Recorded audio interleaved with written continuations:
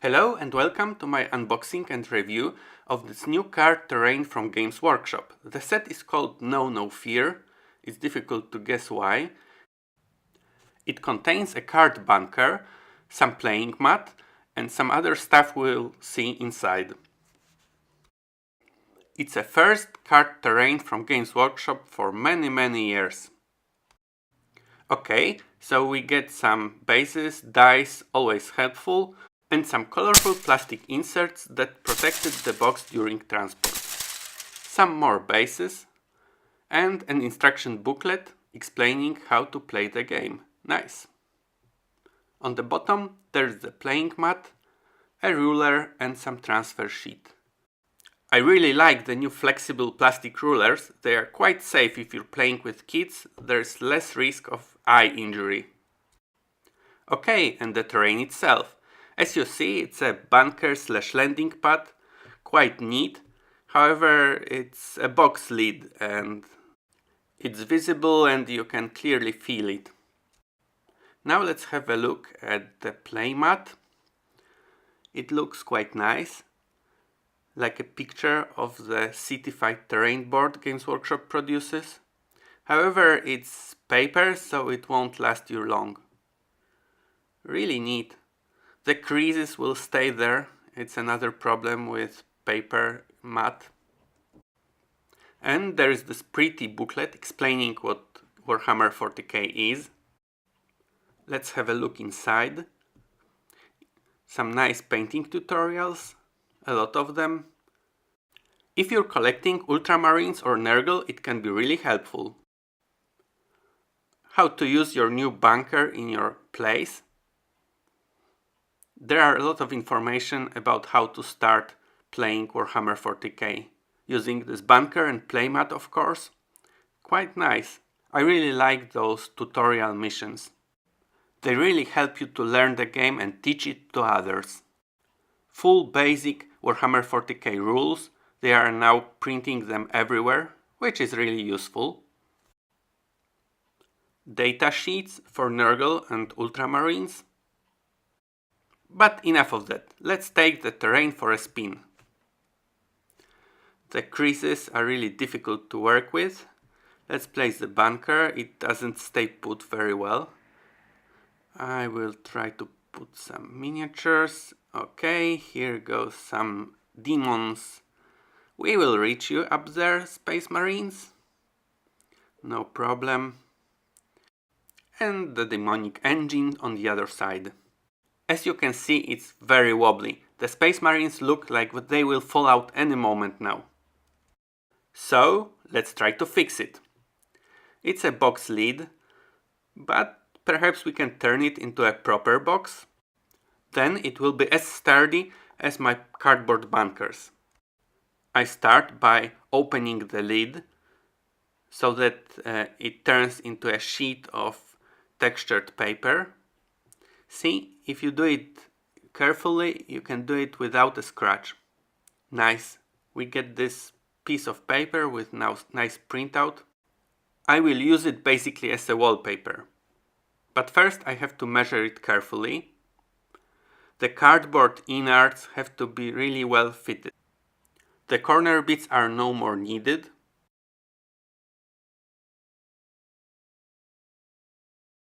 As well as these sides.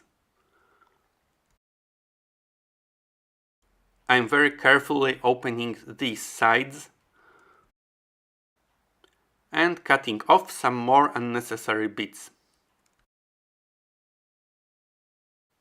Now the box will come together like this, without any unnecessary bulgy bits.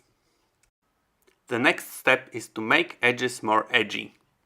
Be careful not to scrub off the printed texture. And the sides. This overhead will be under the box, so you may use more force to straighten it. Now I'm cutting parts of the cardboard box that will form the innard of the bunker.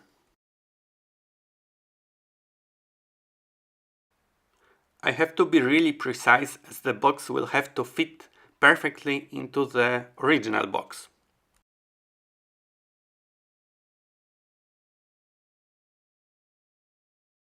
Now I'm cutting it. As you will see in the moment, I will be comparing the cutout I'm making with the original box on every step to make sure it really fits well. It does, so we may continue. And now the sides. I'm using this extra thick cardboard from IKEA. You can use the top part that we already compared to the original box as a measuring stick to measure how long these elements should be. When measuring the shorter edges, mind that the longer edges have their own width that you have to take into account. Like for the magical stick in Riders of the Lost Ark, you first measure the width of the lid and then take back some for those sides.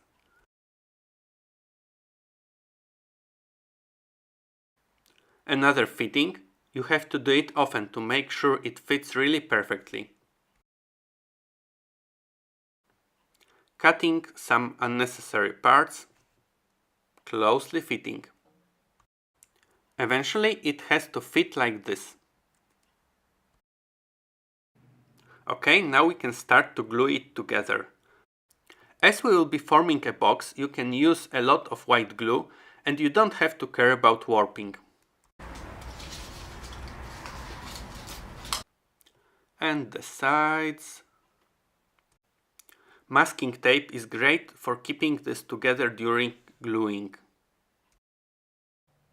Some more glue to make the joints stronger, and the box is basically ready. I'm putting some heavy books on it and I will leave it to dry for a couple of hours.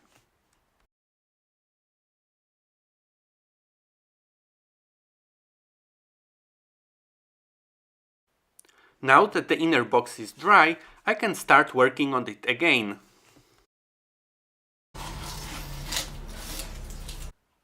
I will glue what's left of the original box as basically a wallpaper for this box.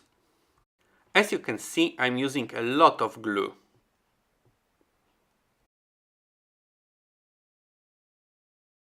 As you can see, I'm not covering the entire thing with glue as one go. I will do it step by step because the glue dries really fast and it's more convenient to do it one side at a time. I'm using the pins to make it easier on me and hold it together while I'm gluing another side of the box. I will remove the pins before I set this whole thing to dry.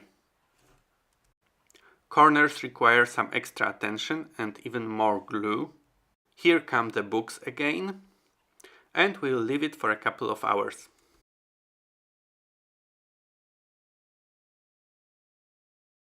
Okay, the terrain is ready, sturdy, and ready to be used. You may want to keep an eye on the edges and paint them grey when they wore out. And here's how it looks on the battlefield next to other cardstock terrain. Really nice. So thank you for watching and have fun. I am the best starting set monster. No, I am. I am. No, I am. I will show you who's the best.